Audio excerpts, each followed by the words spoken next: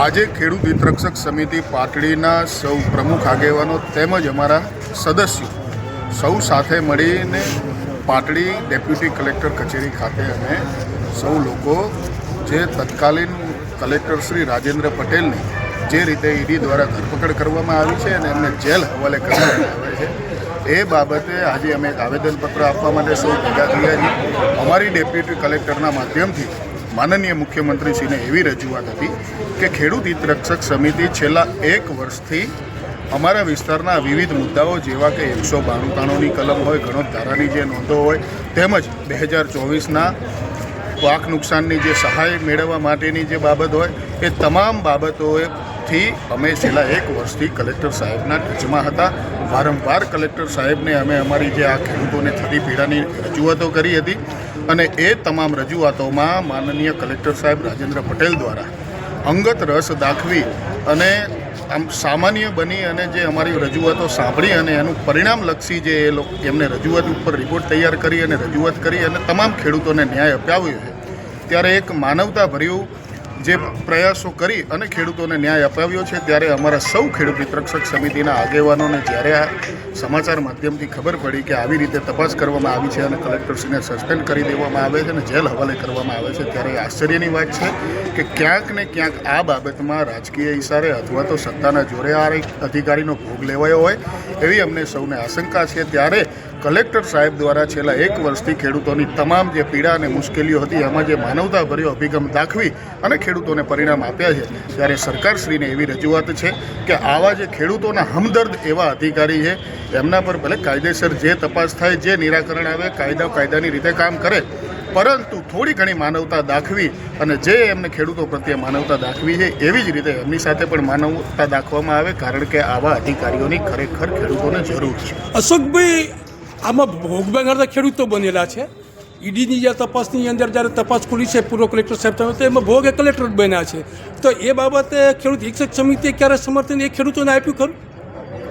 ખેડૂતોને સમર્થન આપવાની વાત નથી, અમારી વાત મુખ્ય છે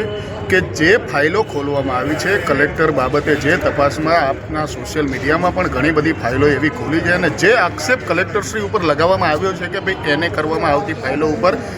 લાખો રૂપિયાનો ભ્રષ્ટાચાર, કરોડો રૂપિયાનો ભ્રષ્ટાચાર થયો છે, ત્યારે મારી આપને એક સવાલ છે અને હું તો આપને મિત્ર તરીકે કહું છું કે આપે પણ સવાલ કરવો જોઈએ કે આ તમામ ફાઇલો એને થઈ છે શું 10 મહિનામાં જ થઈ છે?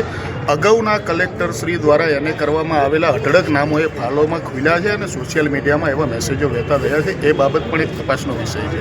અશોકભાઈ, ક્યાંક ને ક્યાંક શિવરાજની ચૂંટણીઓ આવી રહી છે, તાલુકા પંચાયત, નગરપાલિકાઓની, તો ક્યાંક ને ક્યાંક પાટીદાર નેતાઓને રીઝવવા માટે કે આગળની સમાજને રીઝવવા માટે તો ક્યાં કોઈ પ્રોગ્રામ ખેડૂત હિતરક્ષક સમિતિથી થઈ રહ્યું ને? સ્પષ્ટ કહું કે ખેડૂત હિતરક્ષક સમિતિના જે મુખ્ય સંયોજક છે તે પાટીદાર નથી, સહસંયોજક છે તે પાટીદાર નથી।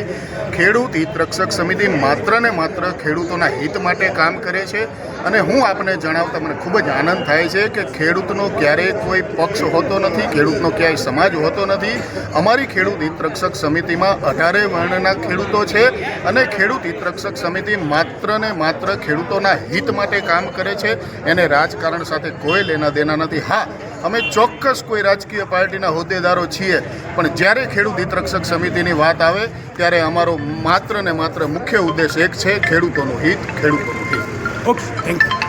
બોલો। ઓકે,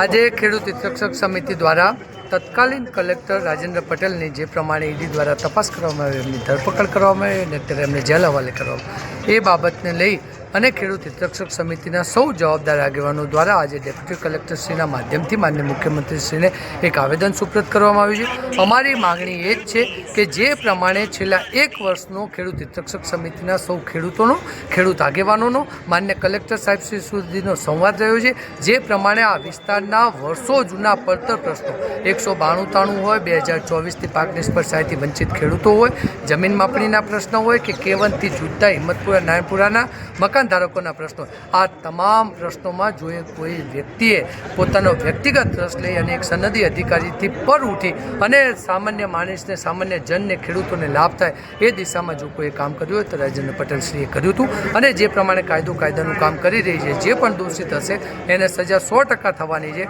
પણ આવનાર સમયમાં સરકાર પણ આ બાબતે સંવેદના જોઈ અને માન્ય કલેક્ટરશ્રીની બાબતમાં તટસ્થ તપાસ થાય એવી અમારી મુખ્ય માગણી. વિક્રમભાઈ, આપ ખેડૂત વિકસકના સંયોજક છો પાટડી તાલુકાના, અને આપ કોંગ્રેસ મહામંત્રી પણ છો. ક્યાંક ને ક્યાંક આ પ્રકરણને લઈને ક્યાંક આપણે આવતી સ્વરાજ્ય ચૂંટણીને લઈને ખેડૂતોના ખંભે બંદૂક ફોડે એવું તો કાંઈ નથી ને? જો